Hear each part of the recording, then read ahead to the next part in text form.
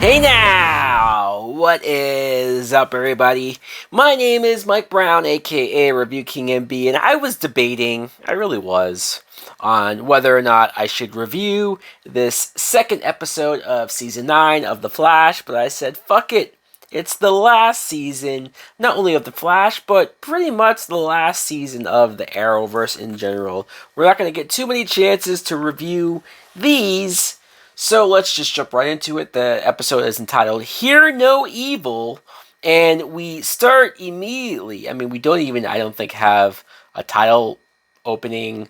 They don't show a recap of the previous episodes, which is what they usually do. No, we jump right into where we left off in that cliffhanger where Barry was face to face with not Caitlin, not Frost, but a new character named Snow. So I guess in Caitlin's attempt to try to bring Frost back, she indirectly created a third personality named Snow. And I like Danielle Panabaker. I do. I like this actress. Not only just on the Flash show, but I've seen her in other stuff. And I think she's great. I do. And I would like, very much so, to keep her still involved with the Flash show, especially given that it's the last season. But this is probably the dumbest thing that they could have done with the Caitlin character. Caitlin has been there since day one, since season 1. Not even episode 1, but she was in the initial Arrow episode that was introducing the Flash characters, that was building up to the spinoff that would later be the Flash. So to get rid of Caitlin in this way, like the personality of Caitlin, everything that they were weirdly doing with her last season, I admit it was weird, it was odd, her obsession to bring Frost back, but I was willing to see where it would go. I didn't know if she would become Frost again and then become a villain, but they took us in a direction that I think is dumb. You know, she has these blue highlights, and they say that she had her memory wiped, which is perfect because now that undoes all of the bullshit stuff that she was going through with the team, all of the animosity, all of the lies, all of the deceit, everything of the mistrust. All that's gone now. So Caitlin, or Snow, is a brand new slate now. Oh, joy. Perfect. And the character Mark, who was the boyfriend of Frost, I gotta be honest, this character, Mark, has been there for like 2 seasons, and I never knew his name. Or if I did know his name, I completely forgot his name. He was just generic, douchebag looking guy, number 17. When it comes to the Arrowverse, hell, 17, I'm giving them credit. No, there's been at least over 50 douchebag looking characters, and Mark was just one of them. But his whole deal is that he desperately wanted to bring Frost back. He was in love with her, they were the dynamic duo, and so, okay, fine. Now, he lies to the group. He keeps this from them, that he secretly wants to bring Frost back. He tells them that he just wants to bring Caitlin back. So great. Something that he doesn't really have to lie about. If you think about it, he only lied to create this forced drama that goes on, because when they try to do the experiment on Snow, it goes wrong, and Snow just says out loud in front of everybody, "You said this was only to bring the 2 things back." And they were like, "What?" So they figure out, obviously, that Mark was lying. And then Mark tells them the truth, and of course they're pissed. But after a conversation with Barry, they're okay with it, and they're willing to work with him now. Oh, joy. Great.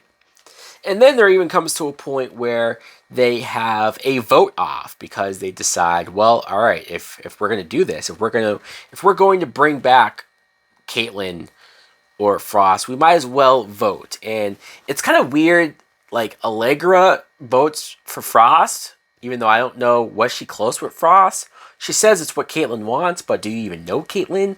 Okay, fine. Even Iris decides to vote for Frost, which shocked me, because Iris, like, you were close with Caitlin, or you at least knew her longer. Her reasoning was like, oh, because I wasn't there for Frost when she was here, when she was alive, so it just, I don't know, it just kind of seemed odd. And Barry's the one who didn't know how to vote, and so they decide instead of them voting, they're going to let Snow decide. Which I get what they were trying to go for, the idea behind the fact that we're going to let you choose to be who you want to be. But we established that Snow doesn't fucking know anything. She has no memories, she has no connections to either side, so it just seems very irresponsible to take the fate of these characters, especially someone like Caitlin that you guys should feel really close to given how long you've known her. And you're going to let this mindless personality be the deciding factor in all of this. It didn't really make a whole lot of sense to me. And then there's a scene where Chester goes up to Allegra because they kissed last episode. And he's trying to like bring it up and he's like, hey, so about that kiss. And Allegra's like, okay, look, we have all this Caitlin stuff going on, so let's kind of like not deal with it right now. And I thought to myself, wait, what? You're like, all that buildup of you guys going to kiss and then you finally did kiss and then now you just don't want to talk about it, or you don't want to date until you're done with this issue? Like, do you do nothing else in your life? Can you not ever just hang out? Or like, I don't know. It's just, again, forced drama that if I was Chester, I would be like, fuck you, Allegra. There's plenty of other women out here that I don't have to be dragging my fucking ankles around, having to wait around for you to feel like you want to do something. But of course, he just accepts it. And what's weirder is that in the moment when Chester brings up the kiss to Allegra, they show a flashback of the kiss. It was just in the last episode. Like, we literally just saw that last week. And it'd be more weird if, I'm not ever going to go back and rewatch this, but if anybody is binging this, because I know they have them either on Netflix or HBO Max, if you binge these episodes, you're going to be sitting there like, I just watched this 20 minutes ago. Why are we flashbacking this? And then even so, there's a scene where Cecile is talking to Joe about being upset about him wanting to leave and them going to deal with it. And then they show a flashback of Joe telling her that they should leave. And it's just like, enough with the flashbacks. Enough.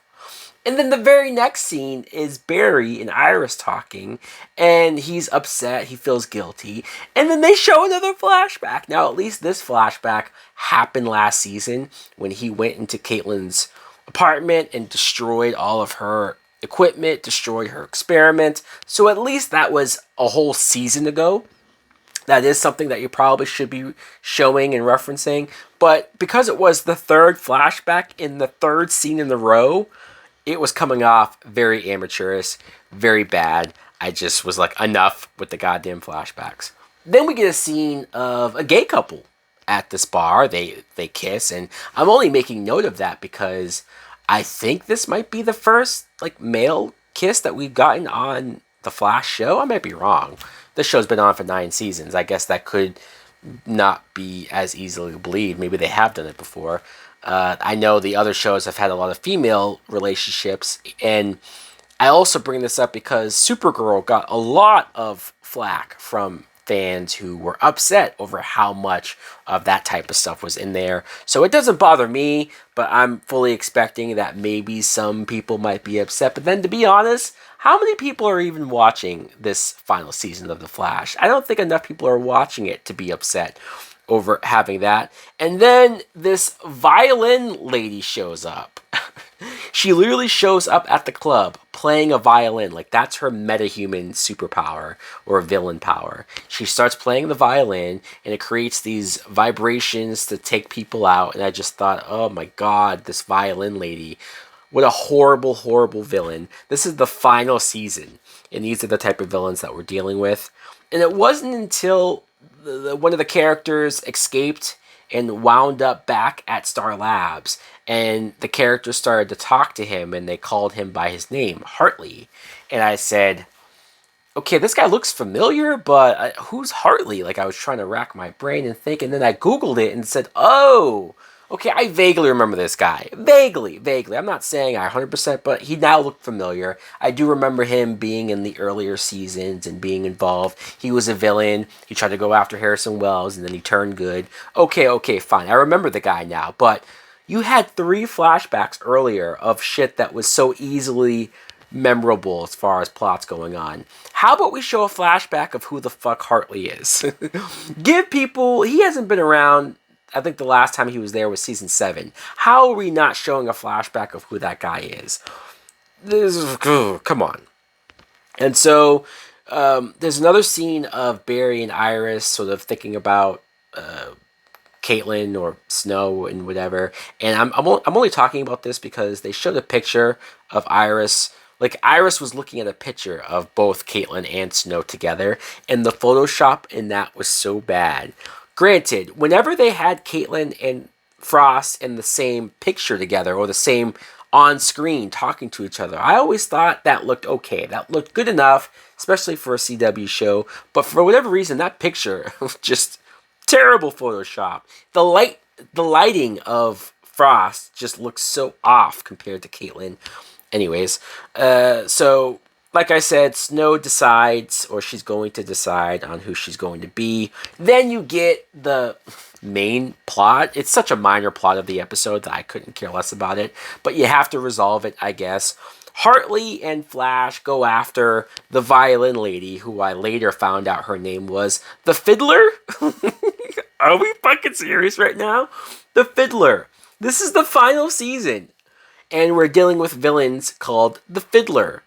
And so they go back and forth, and the Fiddler kills the people in the club, including Hartley's boyfriend, or at least you think so. Hartley gets pissed that he's about to lose his mind and go back to being a killer. Barry has to talk him out of it, and he somehow is able to vibrate with him and show that the people... I don't know how Barry knew this. How the fuck did Barry know that these guys weren't dead? Just okay, we just have to speed this along.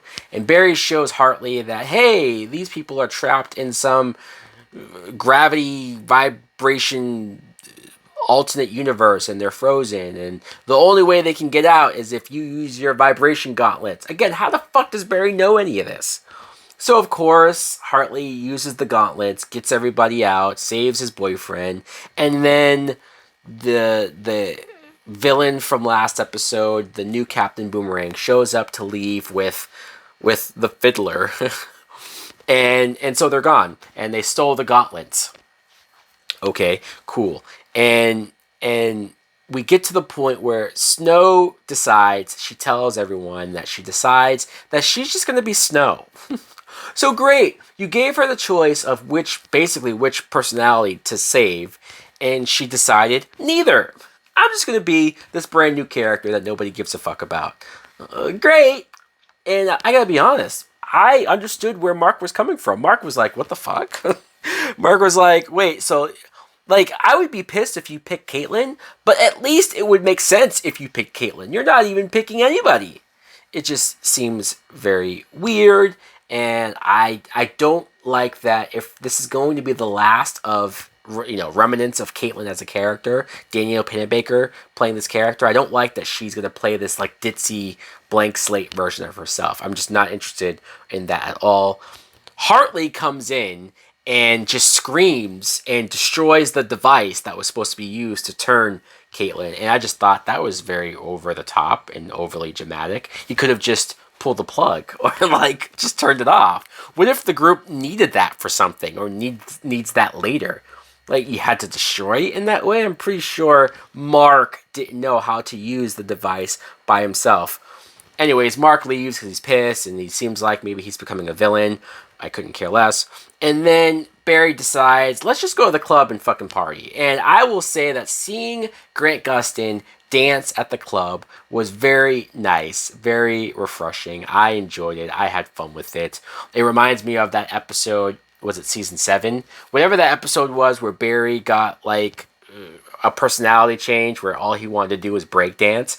And I actually enjoyed that a lot. So Grant Gustin dancing, give me more of that. We see the villain, Red Death, who I still don't know who it is. Somebody in the comments from last week told me that it's a character from the comic books, that I guess they're going to put a twist to it to be a big surprise on who the character's supposed to be.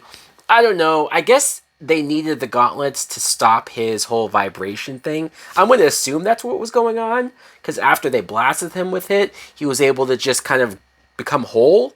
And he went on the rooftop of a building and was like, Central City, you have failed. Oh, I don't know what the hell he was saying, but that's the villain. The costume looks a little goofy, but at least it looks better than whatever the fuck Reverse Flash was wearing last season. That horrible Velcro skin tight outfit that these characters, even the Flash's costume, looks cheap as all fuck. Anyways, guys, look, was this episode terrible? No, but I think this being the final season, they need to step up. They need to give us something way better than this mediocre, and that's what I'll say. So far, this has been a mediocre first 2 episodes. We need to get the ball rolling. We need to start giving more of a shit. Put some fucking effort into the last season, please. Thanks for watching. Like, comment, subscribe. Later.